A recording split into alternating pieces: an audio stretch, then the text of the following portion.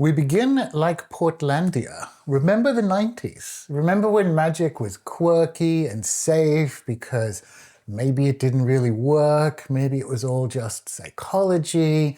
You might build a little servitor or make a sigil and talk about reality tunnels. Magic felt like a little hobby. It was edgy, but it wasn't too edgy, like keeping a pet snake and not like paying homeless people to fight. And I noticed something over the past couple of years, that this safe magic, this perfectly respectable in normie society magic, has sailed along in its own deluded little boat into the 21st century, right next to, dare we say, the actual magic revival.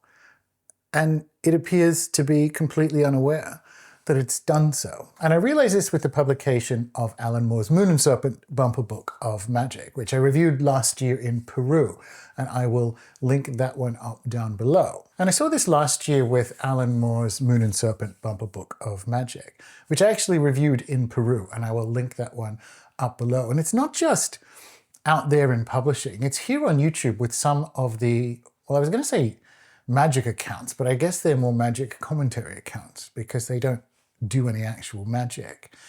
And I don't know, I'm a little bit over these asinine re-explorations of stuff that happened 40 or 50 years ago. I like, ooh, tell me more about the Ice Wars and servitors, or ooh, the fiction of Kenneth Grant, as if the magical revival of the last 30 years didn't happen. Because the thing is, as far as I can tell, we literally just lived through a golden age of magic that was better than the 19th century occult revival. And I'm using the past tense because I'm pretty sure it is past tense. I'm pretty sure that the peak of the revival happened about 10 years ago. It doesn't mean it's over, it just means that it's contained in the same way that the late 19th century Victorian era New Age, which we call the occult revival, is over, because that period of time is over. And you probably know, but I consider the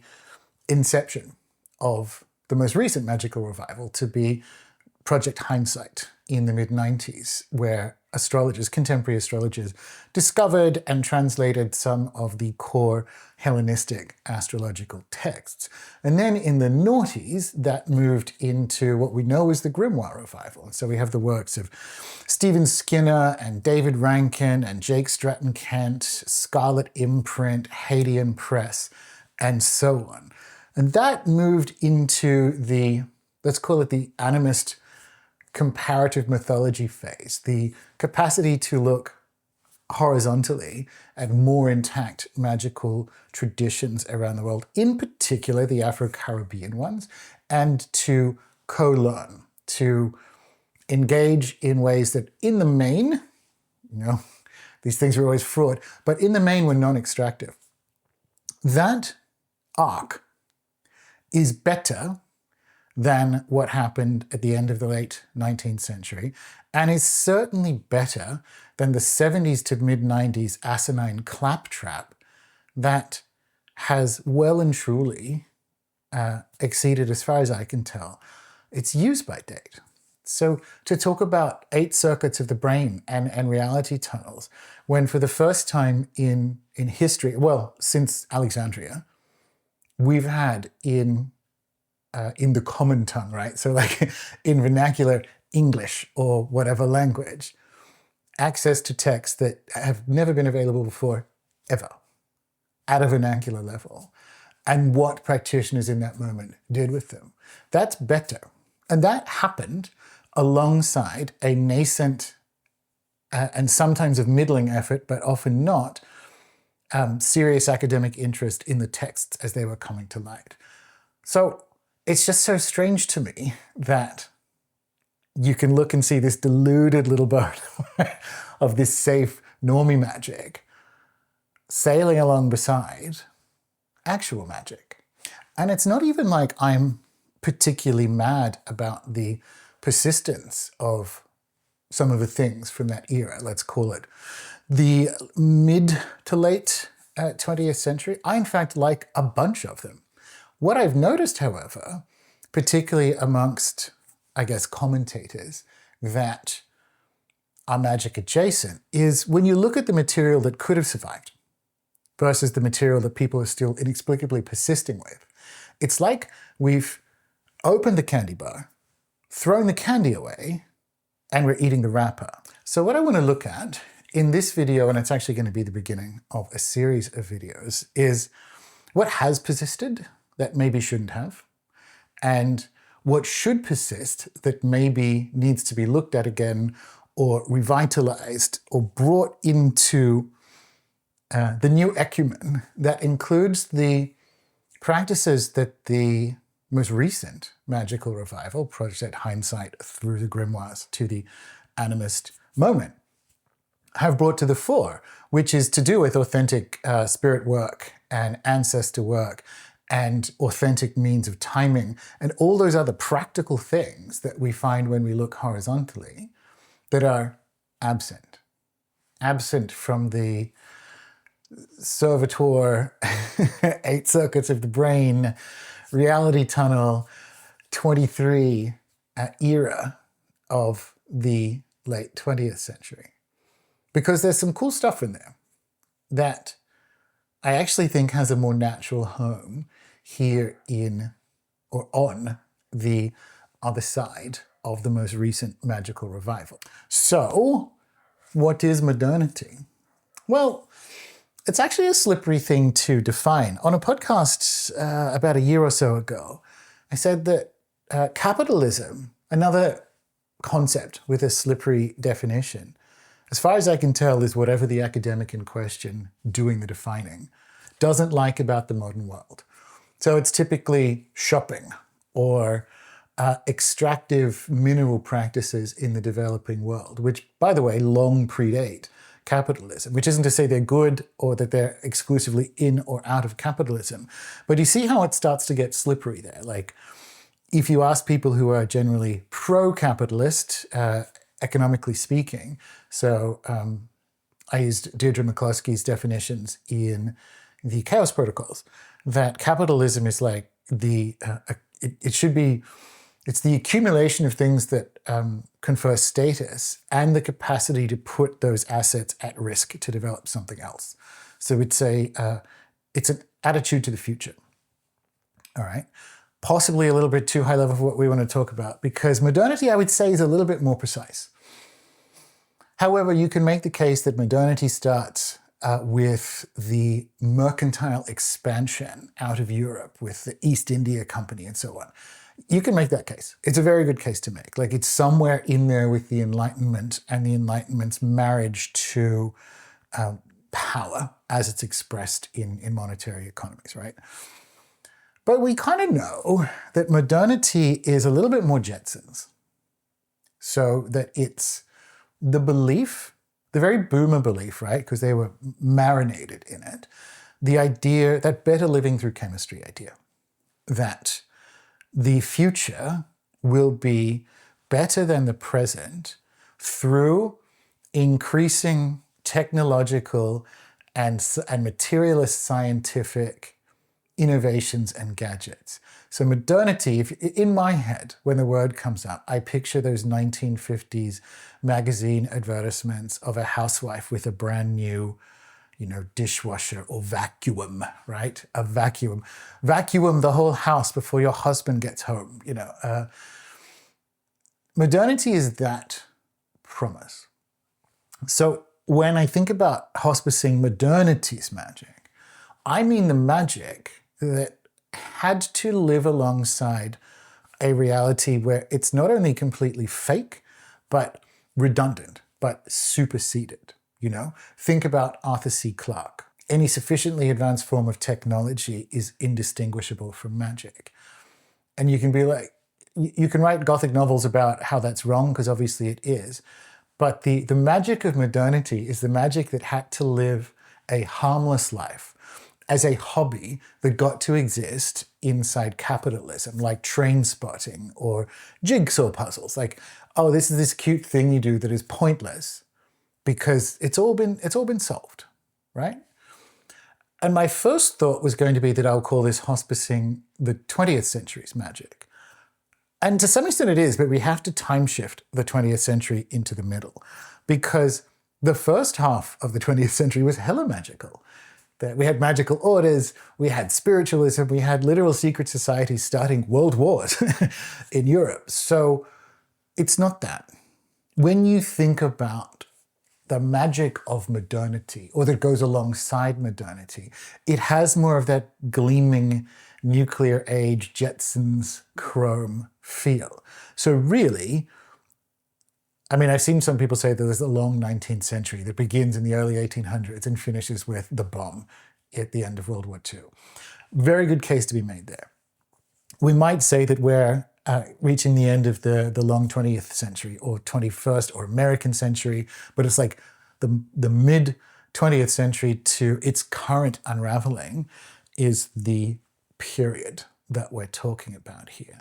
So it has all that human potential movement, 70s rise of neo-paganism, all that kind of stuff is and chaos magic and 80s business. That's what I'm talking about when I talk about which aspects of that expression are we sunsetting, are we hospicing, and which ones are we keeping with us. Now, as for the hospicing and modernity, these terms come from Brazilian academic Vanessa Mercado Oliveira, and I heard about them through Dougald Hind and his book, At Work in the Ruins. He's been on the show to talk about it. I'll link that one up down below as well.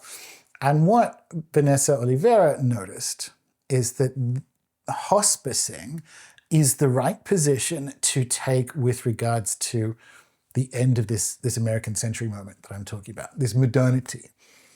It has a longer run in her framing of it, but it's the same idea. It's coming to an end. And if you've been around my material for a while, you'll know from a time magic perspective, this decade is long predicted and unfolding exactly on schedule and as expected. We're in a fourth turning. And so the next chunk of time is the time after this moment that contains the magic. And it's actually the upwelling urgency for wanting to do this project, to share with you the things that I'm going to carry through the transformation we're going through, and to see what they look like for you. Like, what sort of fire are you keeping in your reed as we cross those snowy mountains?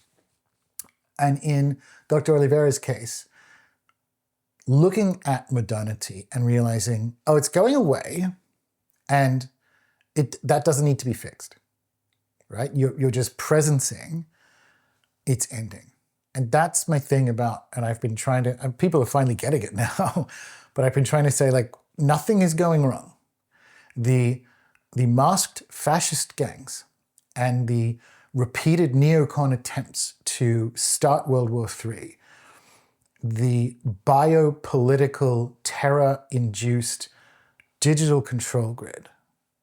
I'm not saying any of these are good. These are all terrible. But nothing is going wrong. This is what happens now. This is what happens to unspool the American century, the modernity.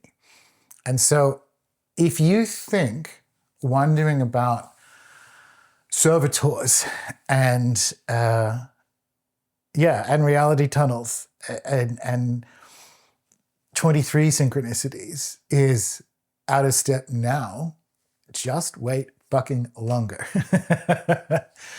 And I really like that positioning of hospice. I really like that positioning of hospicing.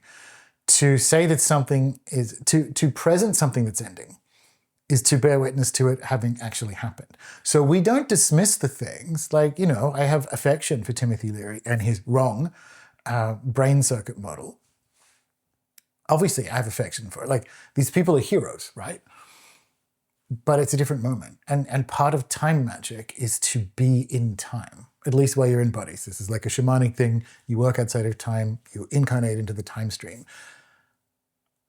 So what stuff from then, how does that persist? Which aspects of that persist? And which aspects of it do we hospice? So that's what I want to look at in the next few videos, the next few presentations. What do we take with us through this Pachacuti, through this Baktun, you know, this serious transformation? And it's not going to be a chronological retelling of, you know, the post-war magical scene up until wherever we happen to be. It's not going to be that. It's a telling, okay?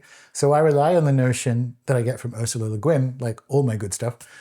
I rely on this notion in Animistic, in my most recent book, that it's a telling, which is different to a presentation of facts.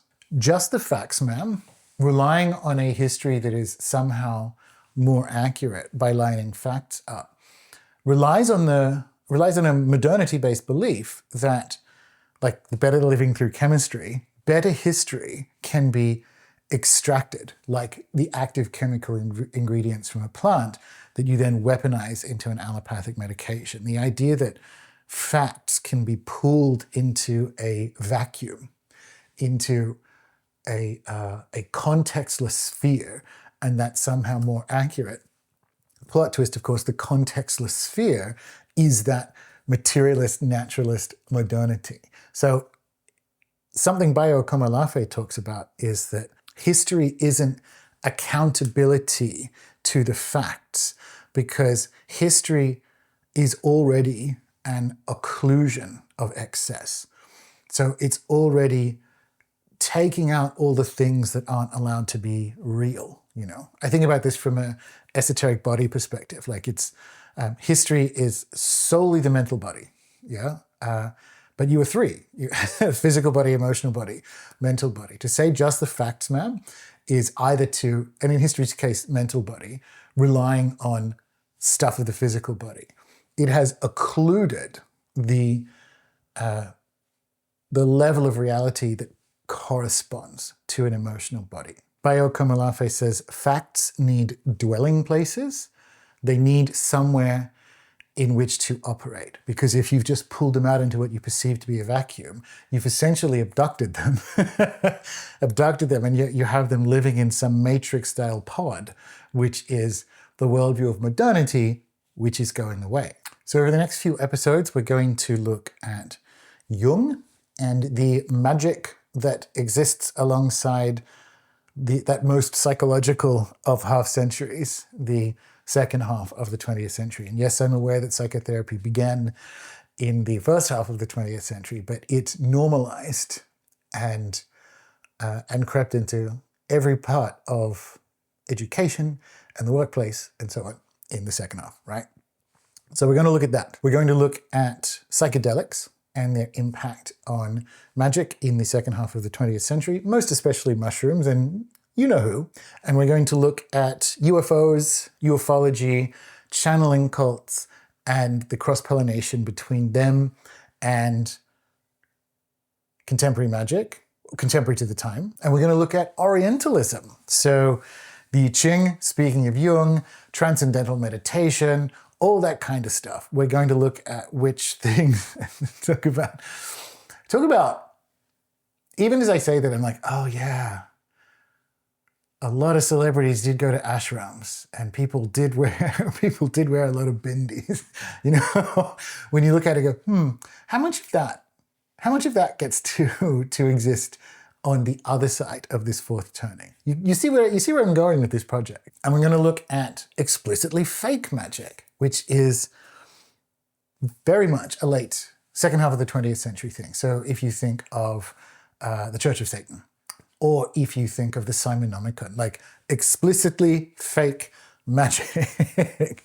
There have been, and in fact, most of magical history is just, if we don't want to say fraud, then performance, you know, in that harlequin, trickster, performative sense. This is something different. This is like, nope, not real, but you should do it anyway. We're going to look at neo-paganism. And within neo-paganism, like neo-paganism, publishing, tarot, and so on. If you think about US Games and Llewellyn and all of that, like if you've done my tarot course in the premium membership, some of that's been covered before.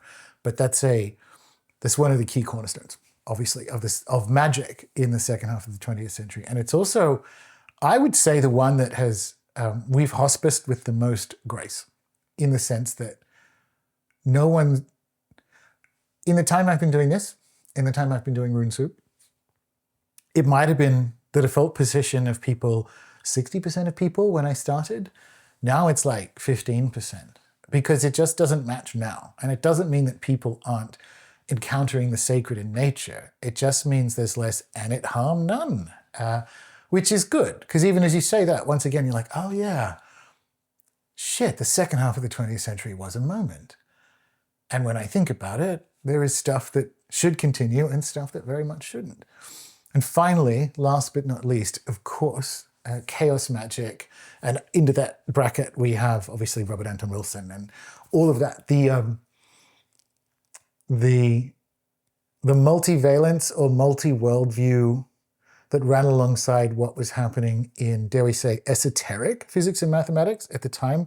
So post Wolfgang Pauli and chaos mathematics and so on. We had that same framework, multimodal framework, expressed in Robert Anton Wilson and chaos magic and all of that kind of stuff.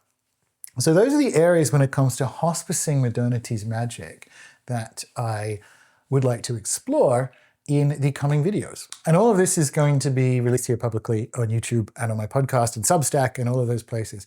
But for most of them, there's also going to be a member-based discussion, which I'll let you know about out here, because you probably already, certainly those of you, and it is most of you who are over 35 who are watching this, probably already immediately have some takes and experiences you would like to share. I'm like, oh yeah, man, my teenage Simon Omicron era, because I definitely have them. But there are also, because that is my fucking era, there are some techniques. There are some techniques that go alongside that I would like to share. And my relentless chaos magic perspective wants me to coalesce around the actionable pieces of this work. Like, this bit is fun. This bit is like talking about it and member burying. Oh yeah, member bury Robert Anton Wilson, member bury Grant Morrison, Disinfocon speech, all of that. That's still fun. But in that broad sweep, what are the things that we encountered that belong in a robust and more intact magical practice in this moment and moving forward? So if that sounds fun to you, be sure to do the like and subscribe thing. But also, if you're watching this on YouTube, on my Substack, join the Substack. It's completely free. But that way, you know how YouTube is. You know how YouTube is. That way, you will actually get every single one of these. And for premium members, keep a lookout for, emails from me, and check in the calendar for what kind of fun little group calls and group activities we will run alongside this Hospicing Modernity's Magic project. Let's do it.